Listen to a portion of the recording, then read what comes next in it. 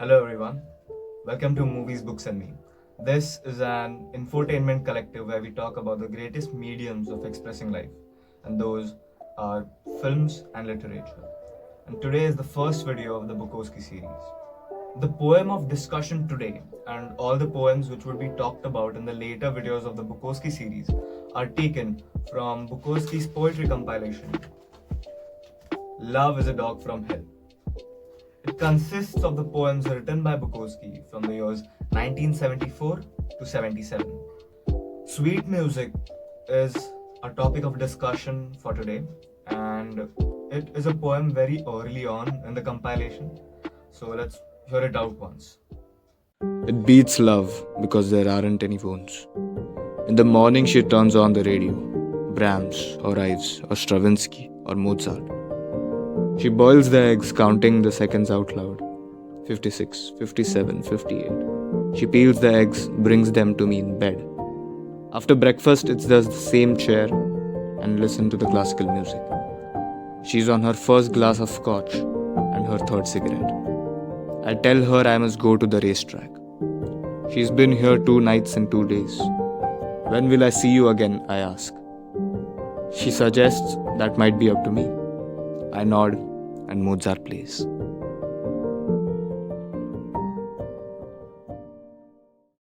In my opinion, Bukowski's poems have a very different nature of quotes in them. Like in this poem, according to me, there are 2 plausible quotes which can be taken along in a flowing conversation. First is, it beats love because there aren't any phones. I love this quote because it has like a very classically and verbally aesthetic nature, and it is given in the poem without any context, and we just keep thinking, how did Bukowski come up with such a simple but deep thought? The second quote, according to me, is, I nod and Mozart plays. Here the poet has set himself in a situation. We get the context of how he has reached here, but when we take that line as an individual and separate it out, it still stands that we are in a calm, mundane setting and Mozart plays. Now, Bukowski has a thing for classical references. We will get to that in a minute. Even though this is our first Bukowski poem in discussion, we can see that his poems are set in a very mundane environment and not taking place in any sort of metaphorical landscape. Now, here we reach a contradiction. I fully agree with my statement about the setting of the poem, but I also opine that poetic perception is subjective and may differ from reader to reader. So one may also perceive and think that the lack of a symbolic / allegorical setting in itself is a metaphorical landscape. As it's subjective, it's for you to decide. So tell us in the comments, what do you think is, like, how is the poem set? Bukowski is prejudiced not just because of the foul and dark topics he chooses to write about, but also the way he breaks poetic expectations and stereotypes.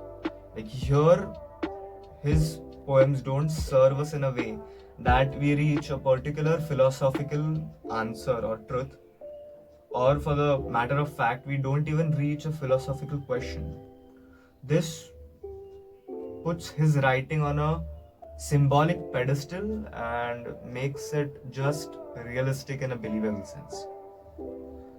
One of the interesting things about his writing is that Bukowski imparts cultural references in a way of great ease. Like here, there are 4 music composers who have been referred. First is Johannes Brahms, then Charles Ives, Igor Stravinsky, and Wolfgang Mozart. They both are great composers who are somewhat said to be the gods of classical music. Now, the last point I want to talk to you about and acknowledge is that the girl who was with Bukowski for 2 days and 2 nights is not named, not even described. Now, from the choices Bukowski makes about the topics he writes on, we thoroughly understand that he, writing wise, has no shame. But then, why hasn't he discussed or described the woman? Some may think or opine that it's out of respect, confidentiality, and honor. Maybe it is.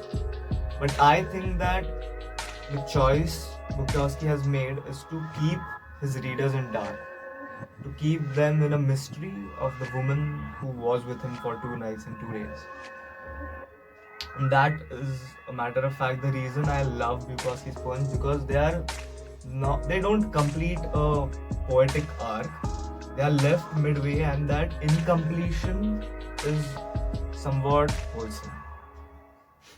This was a great discussion. I loved it. Thank you for watching. If you enjoyed the video, like it, share it, and comment down below a few questions which have been asked in the video. Thank you again. Stay tuned. Adios, amigos.